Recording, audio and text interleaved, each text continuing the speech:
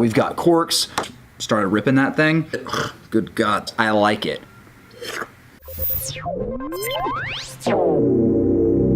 The Liquid Culture. Hey everybody, welcome to another episode of Liquid Culture with me, Mitchell Chirac. Got a very exciting show today. I'm very stoked up about it. As you can see, we've got a lot of wines. It's going to be a fun episode. Filming this as a pre-trip episode. That's why I'm so jacked up about it. I've got a trip to South America coming up. Going to be doing a little bit of sightseeing, some dove hunting, some food eating, some wine drinking, going with my dad. It's going to be a fun time. Excited about it. Really excited about it. Wanted to rip out a real kind of surface level South America wine video today. Even though it's surface level, as you can see, we're going to be really getting into it. We've got the wall up here, hanging out behind the wall. Seems like a lot of bottles. We've got corks going on. We've got the Zalto glass out. What else? I've got the deli spitter out today. So let's get into it. South America, you've got a couple of different countries down there that are making wine. The big ones, I'm sure you're very familiar with, Argentina and Chile. They are the two biggest producers, but you've also got some fun stuff coming out of Brazil, some fun stuff coming from Peru, and Uruguay. Big Tannat producer. Tannat is a really nice grape varietal, and we'll probably do a Tannat video on the show eventually, but no Tannats today. We've just got Chile and Argentina. See a little bit of Malbec, obviously, but we'll see some other fun stuff as well. In South America, what do they eat down there? So they eat a lot of grilled meats, a lot of starches, so we need wines that pair well with those. So what do they produce down there? They produce a lot of big, juicy, bold, fruit forward in a lot of situations, but you see some old world styles coming in some of the wines down there. Varying prices. I would say maybe 20 years ago, the majority of the wines you saw from there were in that like $8 to $10 range. A lot of cheap Malbecs and Merlots and Cabs. But now we've got prices have increased because they are actually making some very solid efforts down there. Some actually really expensive wines coming from that area. Almaviva being one of them. Truly an incredible wine, which I will have as part of a video that I'm planning to do on some of the Rothschild wines. So Opus 1, some Bordeaux First Growth, and then Almaviva, which Baroness Rothschild is associated with. But different episodes, so let's stick to these wines. So, gonna start with what would be assumed as a South America wine. Gonna do a Malbec to start. Montes Alpha Malbec 2010. See that there? Malbec, of course, something again that you would assume, but something a little bit different here. This is actually coming from Chile. Not from Argentina, which you would assume probably right off the bat your Malbec is coming from. This one is coming from Chile. Montes, Aurelio Montes, he is one of the pioneers of wine in Chile. Been doing it for a long time there. This particular wine, 45% Malbec come from one vineyard site, 45% from another vineyard site. One of the sites brings in some of that more ripe, full-bodied, tannic fruit. The other, some of the cooler climate fruits that are going to bring in some of your more elegant tasting notes and things of that nature. The other 10% made up with Cabernet. So they bring in a little bit of Cabernet to round out the structure, bring a little bit of extra tannin, some alcohol, and a little bit of punch that Cabernet can bring. So let's see. Nice color. It's got a very, let's see. Yeah, it almost started to look like garnet a little bit, but definitely still falls into that kind of standard ruby color. So what I wanted to mention was I don't have don't have my aerator with me today. Was hoping that I did, that I was gonna have it today, but I don't. So you'll notice there's a little bit poured out of each of these. I wanted to open them up. I opened them up maybe 2 hours ago, poured a little bit out, gave it a sniff, made sure that none of these smelled like they were tainted at all, and then left that little bit of headspace so that hopefully they'll open up a little bit, but didn't want to open them up too much because this is a lot of wine that I do not want to go to waste. So plan when this is all over, pop the cork back. I'll have to find that one that I threw, pop the cork back into these guys, and I'm taking them down to Fredericksburg to hang out with the in-laws this weekend. So they'll all probably be pretty happy I'm bringing some hopefully tasty wines down. I haven't, a couple of these I've tried different vintages before, but I have not tasted all of these. So I'm excited to try some of these new ones. So let's get back to the Montez. It's got, so like I was saying, these are obviously South America is considered the new world, part of the new world of wine. But some of these will have some of that kind of old world style to them. This one, because it is a little bit older, 2010, I think that's probably why it has some of that. It's got some really nice earthy qualities to it. Almost like some tobacco qualities to it. Not the standard fruit bomb that you would expect from a Malbec, but again, this is from Chile. It's not a Mendoza Malbec, so could be a little bit different there. Really enjoying the nose on this wine. You can definitely smell that age to it. Let's dive in.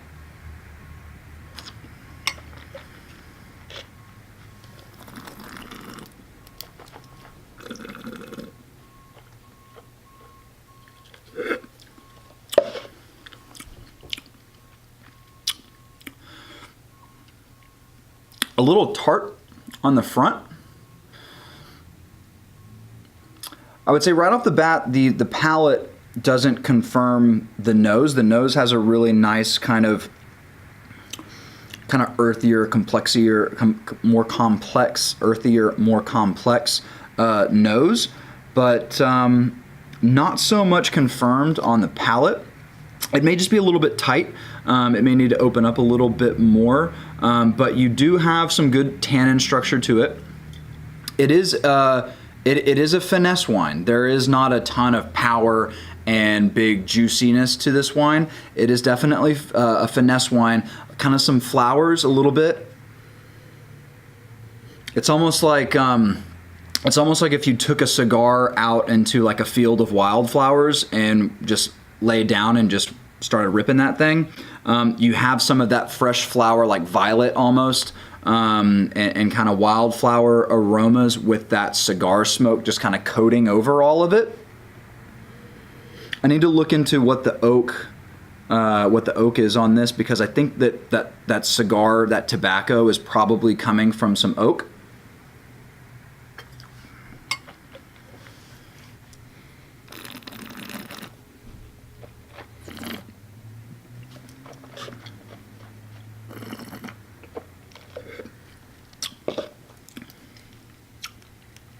There's good acid.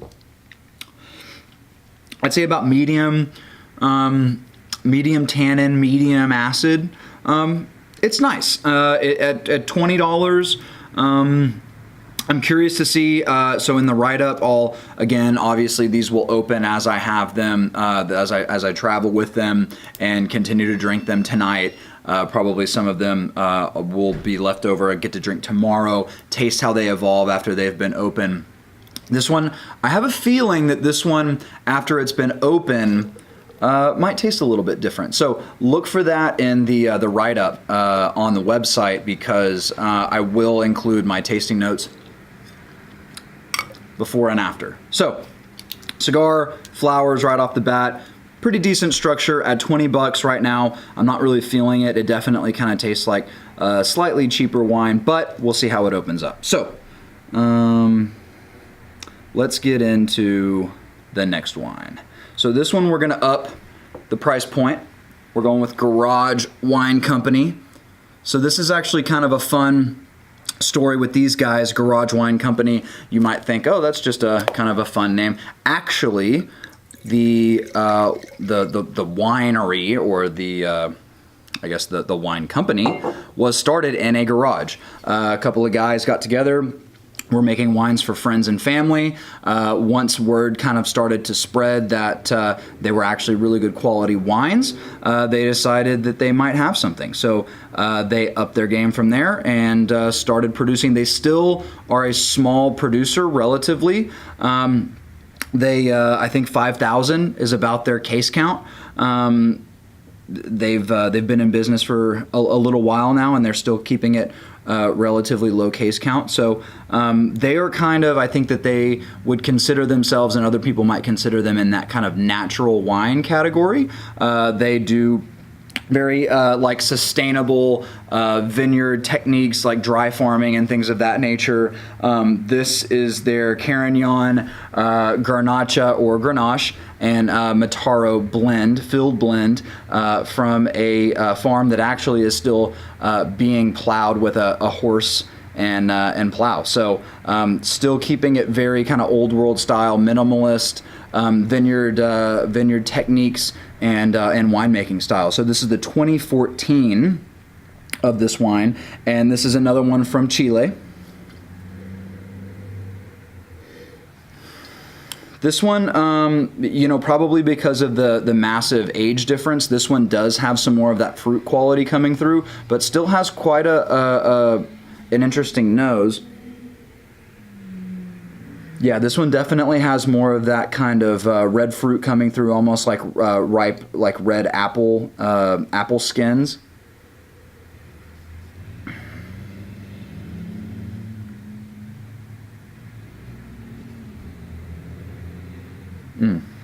Maybe even some, like, I don't want to say like heading into the like blue fruit categories, but definitely some like ripe red fruits. Maybe some, not so much cherry, but maybe like a raspberry, nice ripe, almost like a crushed raspberry. A little bit of minerality to it as well. Not necessarily minerality, but more kind of that soil. You can almost smell the soil in the nose of it.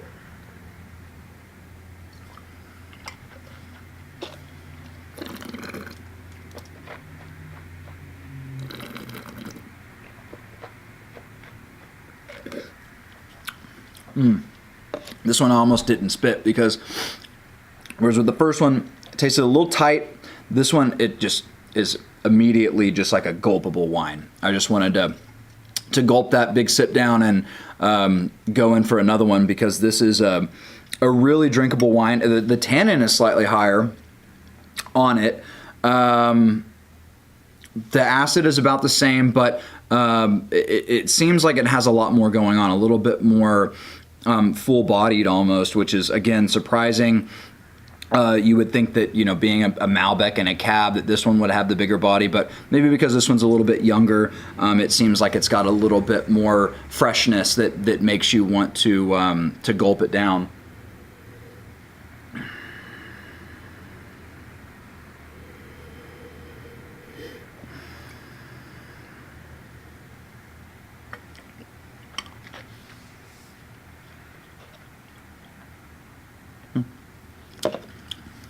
I'm gonna gulp that one down. That's really nice, really solid. This bottle at 35 bones, I think is definitely worth that extra little price kick there. It's a wine that they use native yeast to ferment. All handmade wines. Terroir is really important for the folks over there at Garage Wine Company. They like to work with these small, old style, old vine vineyard sites, and make their wines with very minimalist intervention. They want the varietal to really show through. Given that this is a blend, I don't really know necessarily that one varietal is showing through versus another. I think it's a really solid blend. I think it's a solid effort. $35. I definitely would recommend this wine going out and spending that $35 on it. Really good.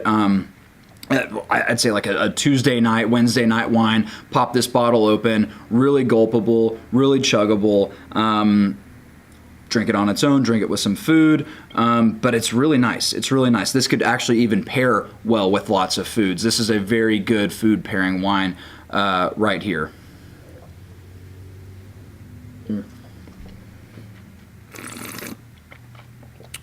Yeah. Yeah, that one I don't even think really needs to open up. Really nice stuff. So, next up, good God, this, I'm gonna get an arm workout just holding this one up. This is a heavy, heavy bottle. Benmarco Espressivo, what's the year? 2015. So, this wine, wow, dark, big dark wine, big dark wine. This is a wine I wanted to, you know what? Get this wall out of here. I feel like it's all up in my business right now. Had a couple of cork mishaps. This wine, the reason it's in the lineup right now is because it is a wine that is made by Susana Balbo. So she is down in Mendoza, in Argentina as a whole, really in the wine world as a whole. Susana Balbo, she is known as a very predominant innovator, big personality, big name. She's been one of the head people, I guess, the head winemaker down in that area for a long time now. She's one of the first females in the country of Argentina to receive an enology degree, and she has just gone full blast from there. Never met the woman, but apparently she has a lot of energy, a lot of focus, a lot of drive. She's got multiple labels that she's working with. Big name down there, and was really hoping to get one of her actual Susana Balbo label wines. She has her own label under her name. Wasn't able to find one, but went with what I think is going to be a good second option here, the Benmarco Espressivo. Well-regarded wine. Also at 35 bones, just like the Garage. This, you can tell off the bat, I mean, it's deep. I mean, black almost. Look at that. I mean, just crazy deep color on this. So this wine is a, like I said, 2015 Mendoza, 14.5 alcohol. It is 83% Malbec, 17% Cab Franc. I'm excited about this wine. I like that blend, Malbec with Cab Franc. So Malbec, big, juicy, bold, fruity. Cab Franc, something more herbaceous, generally has some kind of green notes to it, a little harsher for those of you who like a little bit of that grit. I'm one of those guys, I like a little grit, something to really kind of, you know, cling on to your palate a little bit, kind of real good cut for Malbec. So Cab Franc traditionally is used as a blending grape because it does provide some of that herbaceous quality, some of that kind of I don't know, some of that green bean, that pepper, that bell pepper, sometimes can lead towards spice, sometimes can lean towards earth, but a really good pick to help cut some of that fruitiness of the Malbec. I've got some menthol on the nose. Definitely can smell those deep, dark blackberry, plum characteristics that you get from the Malbec. Juicy, definitely juicy smelling off the bat, but a little bit of that Cab Franc is creeping through there a little bit. Smells nice, smells pretty typical of the style, but let's dive in.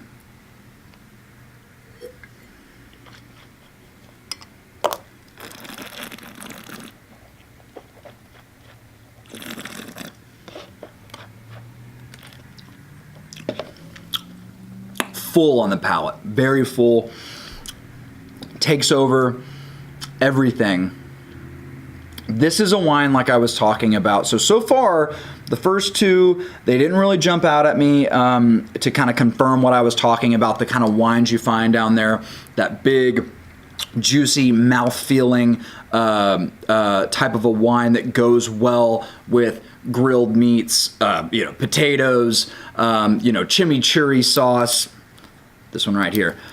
This is a wine that you drink with something like that. This is a steakhouse wine, especially a South American steakhouse wine, something that's got a lot of char and a lot of kind of grill smoke kind of characteristics, this wine will definitely stand up to that.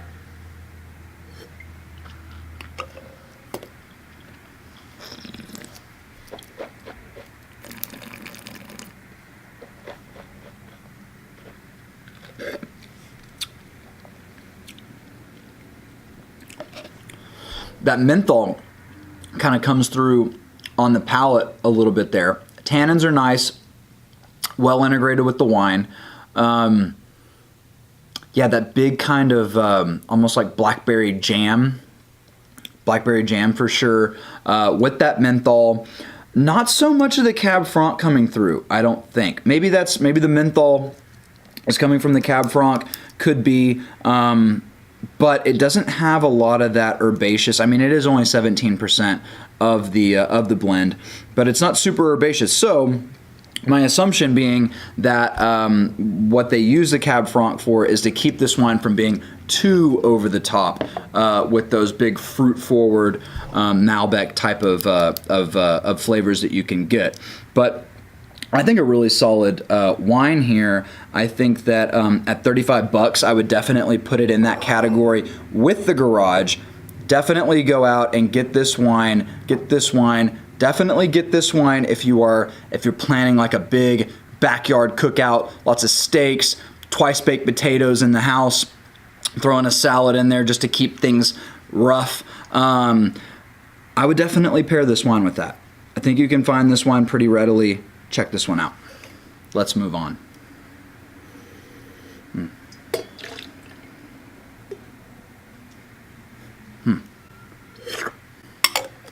Next wine.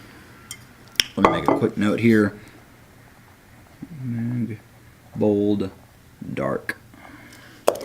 Next wine. So this wine, this is a wine I'm pretty stoked about having on the show here. This is actually a wine that I jumped out on a whim, was at the wine store, saw this bottle, and it was like 20, I think it was $20. $20. I get a little bit of a discount at the wine store, so I actually think I paid like 15 for it. But single varietal Carmenere Casa Silva.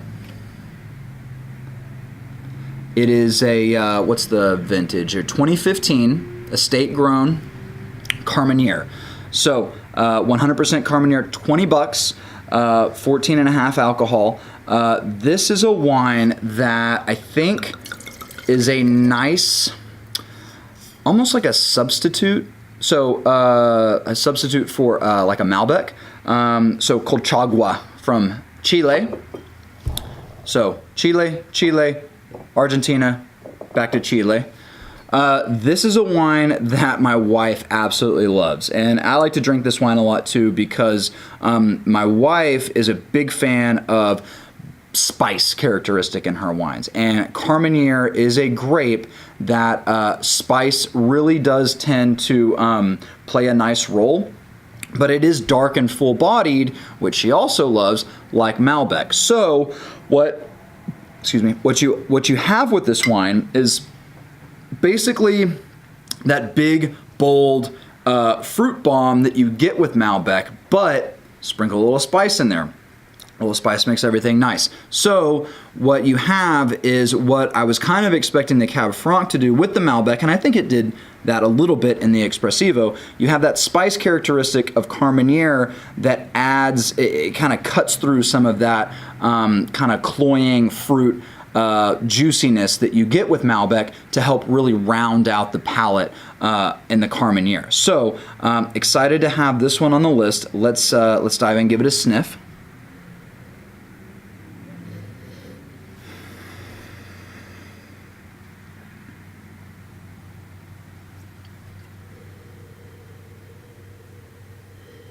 So this wine almost has like a funky, like a manure characteristic to it a little bit. Not that real big in your face kind of old world like Burgundy, like manure quality where it's just straight from the field, but a little bit kind of creeping in. in addition to those things like, you know, the kind of the plum and the blackberry and the dark fruits that you get from Malbec, this one has a little funk creeping in, which I'm a big fan of the funk. Take me to Funky Town, baby.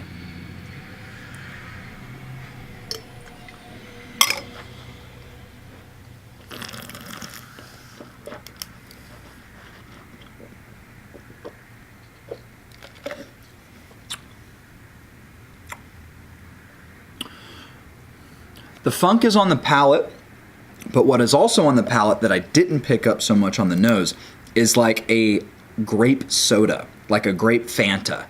I don't drink a lot of soda. Definitely don't drink a lot of Fanta. But it like from childhood, when you have some of that like grape soda, it definitely has some of that grape soda characteristic to it. Funk is still there. There is a little bit of that spice, a little bit of that pepper, almost like it kind of almost feels like Syrah a little bit on the palate, with that black pepper coming in. It's not so much the spice that I was thinking it was going to be. Spice almost as in like a Rioja type spice that you get a lot from wood or from the oak and that type of thing, but almost like a black pepper spice. This would also be a really good food pairing wine. I think at $20, I think that it's definitely worth it, especially if you can find this in the wine shop or, you know, grocery store, wherever you're shopping. If you can find it for $20 or less, more than $20, I don't know if it's worth more than $20, but just a really nice little wine to have a couple bottles on hand for just opening midweek. You know, my wife and I, that's, you know, sometimes our palates differ a little bit, right? And sometimes I'm not planning on, you know, wanting to drink that night or have a glass of wine with dinner, and she might be wanting to do that. And I'm not. So we actually usually keep some bottles like this on hand that are right up her alley. Same for me. I probably keep some more of like the garage style wines on hand that are up my alley, that aren't crazy expensive, that neither of us is going to be super bummed if I'm drinking it and she's not, or if she's drinking it and I'm not. This is a great wine, I think, to have on hand if you like that kind of that not real bold, but bold enough with a little spice, a little funk, little grape soda. It is that grape soda, actually, now that I've tasted it, I'm starting to smell it a little bit more too. Probably saying, go grape soda. Perfect. Yeah, wine's made with grapes, so good call. But it's there.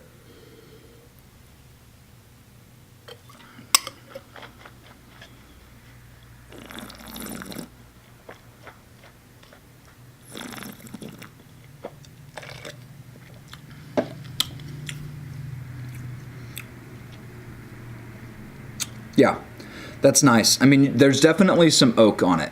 There's a little bit of oak on it. You can taste that. You can feel that on the palate. It's kind of right on the side of the tongue there, a little bit of that harsh kind of oak tannin, which is why it's not a super round wine, which is why I think that over $20, I wouldn't pay over $20 for it, but under $20, you know, $19, $15, I think that it does a decent job for that price point. So curious to see if this one actually rounds out a little bit as it's been opened. All right, done with that. Move it aside.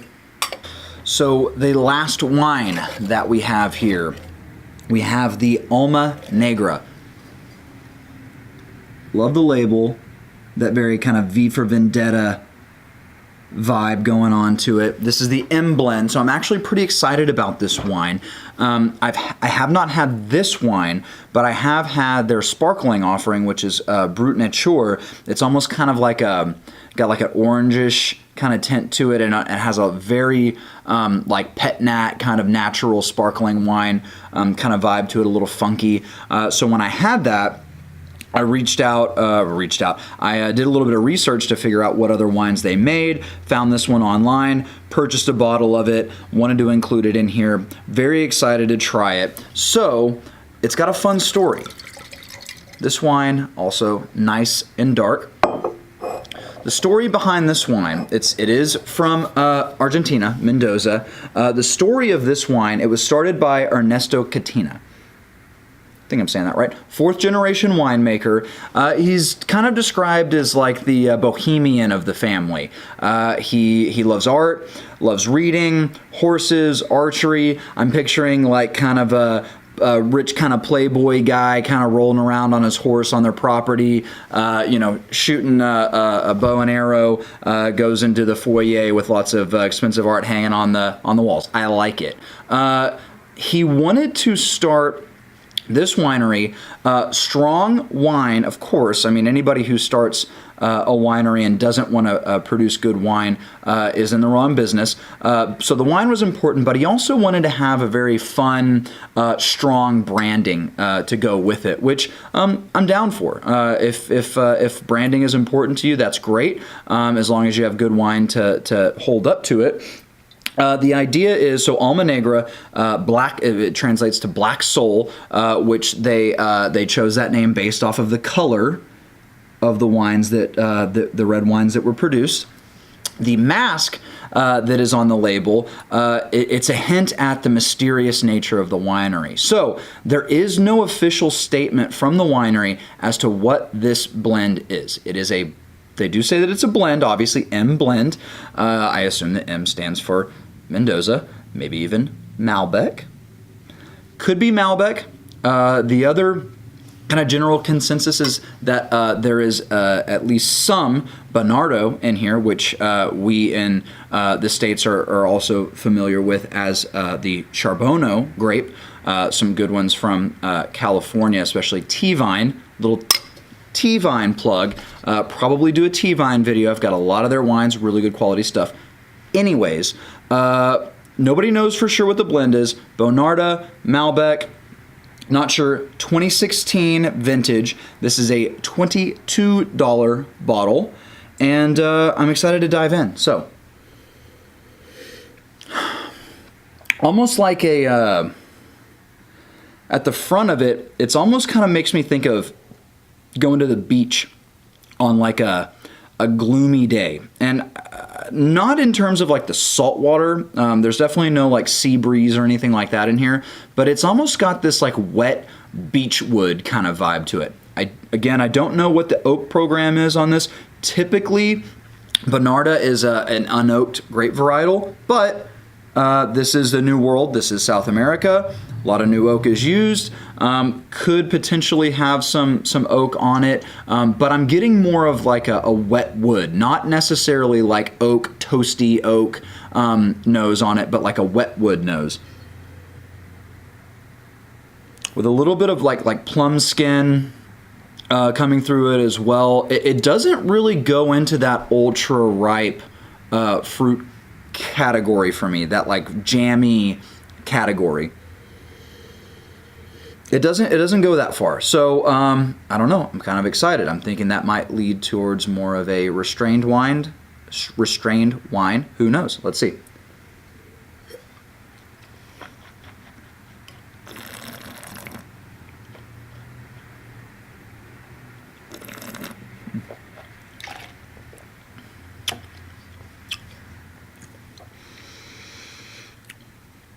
A little short on the finish. I'm a little disappointed in the finish. It kind of falls flat, but the flavor on the mid palate's nice. I don't know. Not super impressed. Not a bad wine. Man, I wish that finish was longer.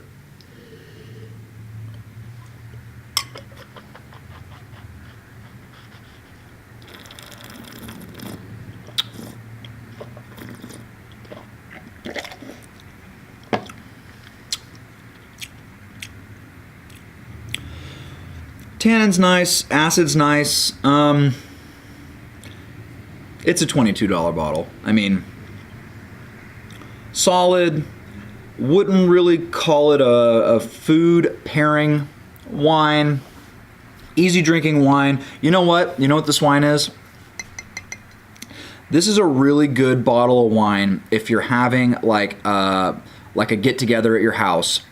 You want to have 2 or 3 wines that you maybe buy, 4 bottles of because you got a lot of people coming over. Let's call it like a baby shower or a casual birthday get together. And you're hosting, and you want to put some good wines out there because you don't want people to think that you've got a crap wine taste, but you don't want to spend too much money. I would say that this is a very approachable wine. A lot of people are going to like this wine. It's not a wine that you have to think too much about, and a solid effort. I mean, it's not too bold, not too light, not a lot of tannin. It's solid. I think that it's perfect for that occasion. You want to buy 3 or 4 bottles of it, have it on the table, people are pounding it, not really thinking too much about it, but at the same time, you don't want to put something out that's going to put people off. I would say that this wine falls into that category. So, not bad. I would say, for me, really curious to see how the Montes continues to open up. I love older wines. I love that kind of older vibe that it's putting off, but it needs to kind of loosen up a little bit. So I'm curious to see how that opens. Love the Garage. Love Susana Balboa's Ben Marco Espressivo. And then I would kind of put these two in their own category of they kind of, they meet that lower price point. They're good, but not great. And then I'm not going to say anything about the Montes just because I think that it just needs some more time to open up. And I'm really disappointed I didn't have the aerator today because I think that this could have used a little bit of aeration, would have helped it out a lot. So I don't want to say that it's not a good wine, but it's just not showing what I want it to show just yet. So like I said, I am going to put up of course, a write-up on the site. Going to have some more of my kind of deeper thoughts on a generalized kind of thoughts on the wine region before I head that way. And then, of course, I'll do a follow-up afterwards. I will also be putting up my thoughts on how these wines continue to open up and drink over the course of the next 24 hours and see if they've changed at all. So that is South America at a glance. For just a brief introduction before I head out there and get a little bit of first-person experience in that part of the wine country. So that's that. Thanks for joining me today, guys. Appreciate you being here, hanging out with me, drinking some wine, and we'll see you next time. Bye.